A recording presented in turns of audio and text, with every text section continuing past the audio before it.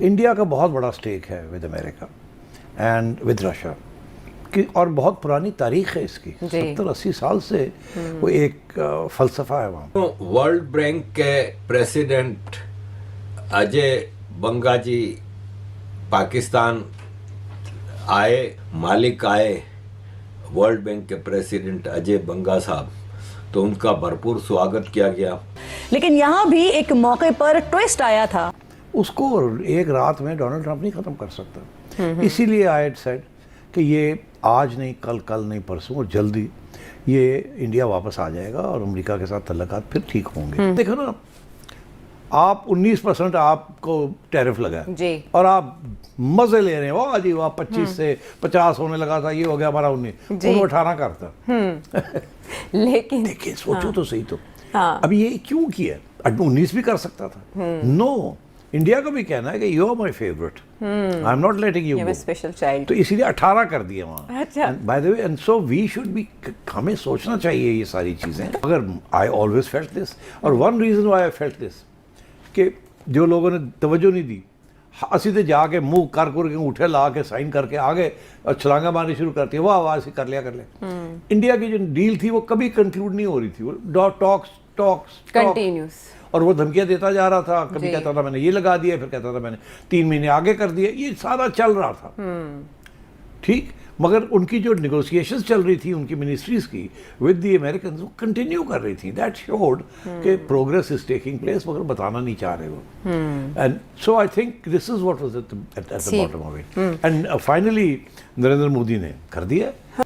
तो I think India has played its cards well, अच्छा, and I think Donald Trump has played its cards well. अच्छा, India ने कुछ concessions दिए हैं जिसके ऊपर क्रिटिसिज्म हो रहा है, मगर देखिए ना, वो कह रहे थे कि ये फार्मर्स को इंडिया ने प्रोटेक्ट नहीं किया जी, ठीक, उन्होंने क्या नहीं प्रोटेक्ट किया, उन्होंने कर लिया, फार्मर्स को भी प्रोटेक्ट कर लिया और अमेरिकन एक्सपोर्टर्स को भी इजाज़त दे दी। जो डेयरी प्रोडक्ट्स हैं जिसके ऊपर बड़ा शोर पड़ा हुआ था, वो भी उन्होंने, इंडिया ने थोड़ी सी इजाज़त दी, पूरी नहीं दी जी। कुछ सेक्टर्स उन्होंने कहा है कि वो प्रोटेक्टेड है। यहाँ पर टेररिज्म हो रही है और हम खुद विक्टिम हैं, इस तरह की बातें की जाती हैं, जबकि कई बार ये बात भी हुई है कि हमने पहले इस तरह के लोगों को सपोर्ट किया जिन्हें हमें नहीं करना चाहिए था। लेकिन सर, अब ये बलूचिस्तान, KPK और दूसरे एरिया से होते होते अब इस्लामाबाद तक ये बात आ गई है कि अब यहाँ पर भी एक बार फिर, कुछ सालों पहले जो सुसाइड अटैक वगैरह हुआ करते थे फिर रुक गए थे, अब एक बार फिर कल देखने में आया कि जो शिया मॉस्क है उस पे जो है सुसाइड अटैक किया गया। वो आके कर जाते हैं, आप उसके बाद क्या करते हैं? आप अपनी बॉडीज को गिनते हैं, आप स्टेटमेंट्स देते हैं, आप कंडेम करते हैं, उसके अलावा आप क्या कर रहे हैं? आपने इंडिया डिफेंस मिनिस्टर साहब ने इंडिया के ऊपर इल्जाम लगा दिया कि उनका हाथ है, बट उसके साथ मसला तो हल नहीं होता ना। तो how are you going to resolve some of these issues? अभी तक जो, अगर मैं सोशल मीडिया पे जाऊं तो वो ISIS वाले जो है उनका लेटर जो है वो लगाया गया और कहा जा रहा है कि उन्होंने रिस्पॉन्सिबिलिटी ली है। क्या देख रहे हैं आप सर? क्या ये इस तरह के जो कह लीजिए अटैक्स हैं, क्या ये बढ़ते हुए दिखाई दे रहे हैं? और पाकिस्तान की इंटेलिजेंस इतनी जो है वो कहा जाता है जी नंबर 1, और क्या कुछ नहीं कहते अपनी तारीफ में। कई क्वार्टर्स में पाकिस्तान में भारत के ऊपर भी इल्जाम लगाया जा रहा है, विच I think is incorrect.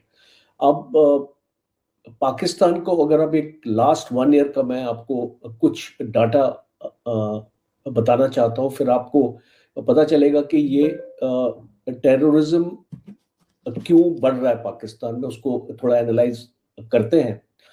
1066 attacks हुए हैं जो डिफेंस की जो आपकी थिंक टैंक्स हैं और जिस डाटा जहाँ से आपका जनरेट हुआ है, बिकॉज गवर्नमेंट की तरफ से तो ये डाटा कभी नहीं आएगा। सो 1066 terrorist attacks in Pakistan in the year 2025 और 26 सुसाइड अटैक्स। और आप जानते हैं कि नवंबर 2025 में इस्लामाबाद में डिस्ट्रिक्ट कोर्ट में भी एक सुसाइड अटैक हुआ था। तो पहले हम ये देखते थे, अगर हम इसको एनालाइज करें जितने अटैक्स पाकिस्तान में हो रहे हैं, पहले हमने देखा कि जो कंसंट्रेशन था उनका वो बलूचिस्तान में था और खैबर पख्तूनख्वा में था। तो वहां से शिफ्ट होके अभी एक शिफ्ट अभी दिखाई दे रहा है कि अभी वो पाकिस्तान के मेन एरियाज में, जैसे कि इस्लामाबाद हुआ और आपके सिंध के आपके एरियाज में, लाहौर, कराची वगैरह, वहाँ पे एक्चुअली शिफ्ट हो रहा है।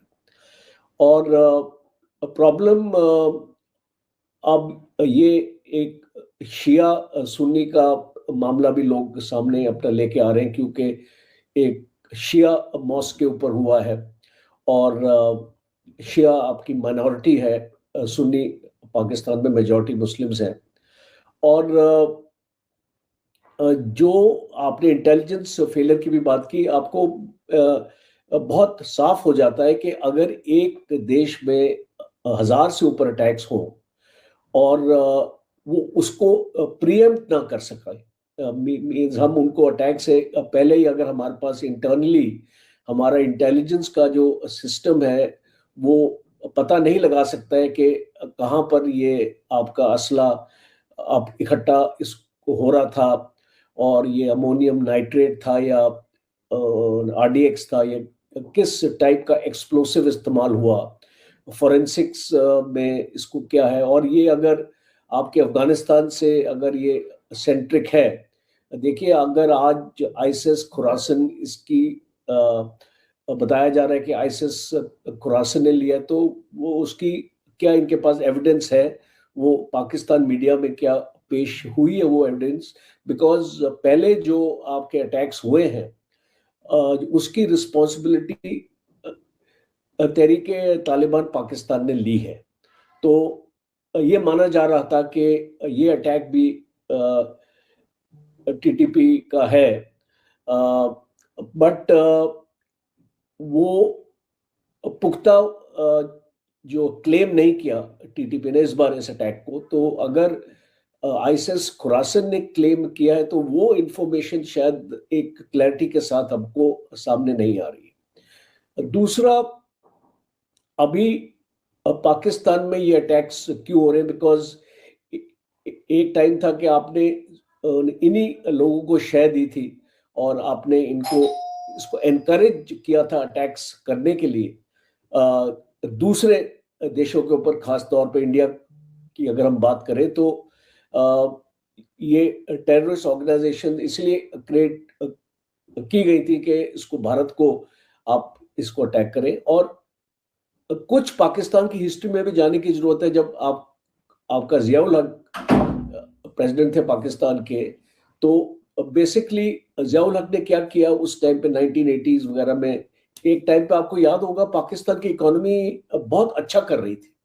आप 1980s और 90s की बात करें तो एक अपसर्ज था पाकिस्तान इकोनॉमी का। अब जियाउल हक ने फिर ये जो रिलीजन का जो डिवाइड है, ये इसको क्रिएट करना शुरू कर दिया, शिया और सुन्नी के बीच में, मुहाजिर्स, और ये सारे जो डिवाइड है वो इसको जियाउल हक ने स्टार्ट किया। और वो उसका आज आपका नतीजा है कि आज पाकिस्तान में हमको ये सिचुएशन देखनी पड़ रही है।